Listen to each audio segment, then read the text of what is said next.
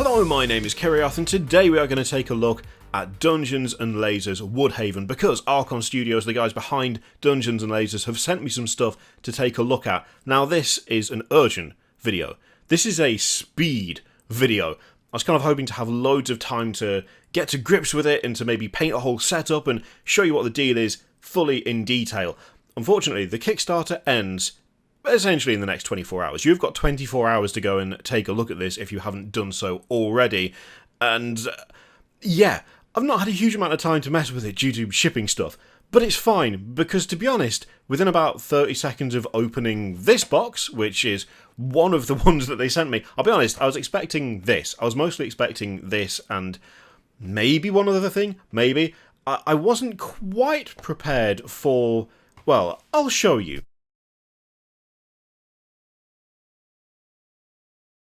That's considerably more than I had bargained for, to be totally honest with you. But I'm not going to complain, and it's super generous of them to send all of this over, and rest assured, it's going to get a hefty amount of use, because the thing is, I have 3 hobbies. I have Warhammer 40k, I've got music, as you can see from the array of instruments over there, and also Dungeons & Dragons. And when I say and also, really, honestly, before the pandemic, Dungeons & Dragons was tied with 40k for my free time, my thinking time. Yeah. Do quite a lot of D&D when, world situations allow for it. Before the pandemic hit, I had 2 campaigns a week going. So I would DM a campaign for my wife and 3 of our good friends, and then Mike, good friend, would DM his campaign. It would be the same group of people for both, but we met up twice a week and we played D&D twice a week, and frankly, modular scenery for D&D especially, in my case, it's the best thing. So, the thing that makes this interesting specifically, though, is this. So, this is clear plastic, clear coloured plastic, which allows you to simulate water. I really like this. We've had a couple of instances already in at least one of the campaigns where, frankly, this would have been absolutely brilliant. Now, if you're not completely familiar with what this stuff is, this is modular terrain. This is like a tile-based system. So you have multiple different tiles, they attach together by connectors, and you can build rooms however you want. You can make them whatever shape you want. You can have them open-sided, closed-sided. With the Woodhaven Kickstarter, you can put roofs on buildings, you can have entire cobbled streets. It's a really, really, really good system. I looked at it and went, this is exactly what I've been looking for. I'm just not in a position where I want paper maps anymore. I want something tangible, something I can mess about with, something I can paint up and make look super good and build however I want it instead of having to have different bits of paper, and it just feels so much more tactile and interesting. Now, when it comes to how hardy this stuff is, I'm honestly really impressed. I was a little bit concerned about the water in the town sewer, purely because it's not a material that I've really used all that much, or even, I think, to be fair, come across all that often. It's not the same, or at least it doesn't feel like the same kind of plastic that the rest of the scenery is made of. And there is that moment when you first go at it with the snips that perhaps there might be a bit of brittleness or something, but no, I didn't really find anything of that sort. It was a bit weird the first time I tried to clip it, but it came away perfectly well. No damage, no issues. I don't think it is brittle at all. It feels really solid. And it is worth saying that as I sat there and messed with it, it did not feel brittle. It didn't feel like it wasn't durable, and yet this is the prototype version. This isn't the actual final product. This is the one that has been sent out as the Kickstarter has been going on, and they have said that the final version has much more durable, clear plastic elements. The rest of the plastic elements all feel really solid. They feel really good. I've managed to do a little bit of painting on one of them, a super speed paint, which I will show you in a moment, and honestly, I'm mostly just impressed with how well this all fits together. I feel like maybe on a large construction you might have issues with like the walls having like a bit of a gap, but I can easily think of multiple things that you could do to fix that, and I have to say that with the town sewers at least, well, as you can see from what's happening, it wasn't really an issue for me. I just found that it fit together really, really well. It's very quick and easy to switch the configuration up.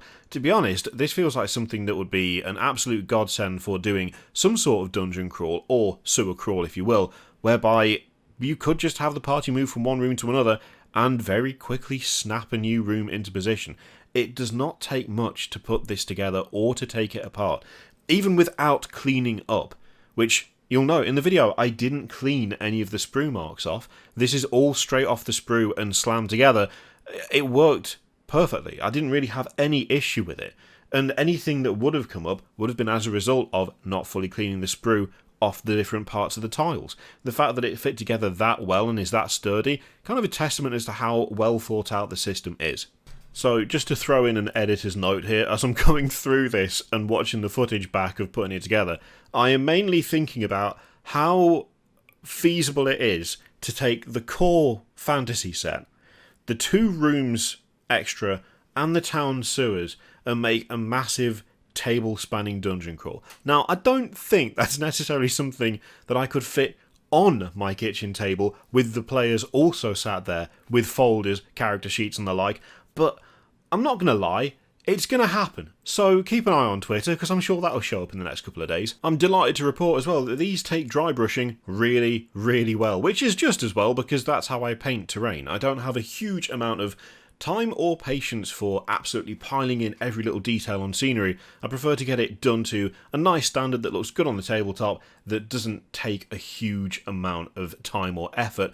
And to be honest, with just 2 colours and a little bit of dry brushing, I feel like this comes out really, really well. I took one of the sprues out of the town sewers box, gave it a quick spray with some matte black, and then once it was dry, just went over it with a dry brush using some grey and some white, adding a little bit of metallic for one of the grates and a bit of orange as well. It really didn't take any time at all. In fact, if you speed the footage back up, it comes to pretty much 5 minutes. I think 5 minutes for that kind of finish is really not too bad, and especially when you've got lots of boxes of this stuff to do.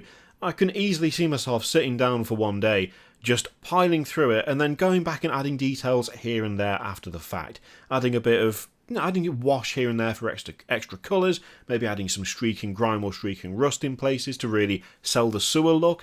But in terms of getting it on the table quickly, this is super easy to paint and does not take much effort to look good. So yeah, I'm really happy with this. Looks really good, really easy to use, feels nice and durable. Obviously, when it comes to unpacking the rest of it and starting to really get into it, a bit more cleanup is required as opposed to leaving jagged sprue ends on it, but that was more a hindrance of time than anything else and not something that I would recommend doing. Yeah, I'm really impressed. I may have already pledged to get more. Let's not. We don't need to share that information around. It's fine. But yeah, I'm super impressed.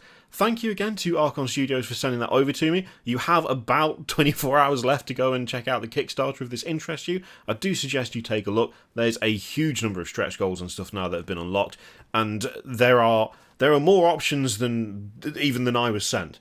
You're like, this isn't all the things that you can pick from. You can pick from roads and roofs and different buildings and churches and like warlock chambers, and yeah, this isn't even all of it. So there is a lot more to take a look at if you're thinking, well, that looks cool, but do they have? Well, go and have a look, because the chances are they probably do. Also, dragons. There is a dragon there. That dragon is going to be taken out of the box later. I only have 1 dragon. Now I have 2 dragons.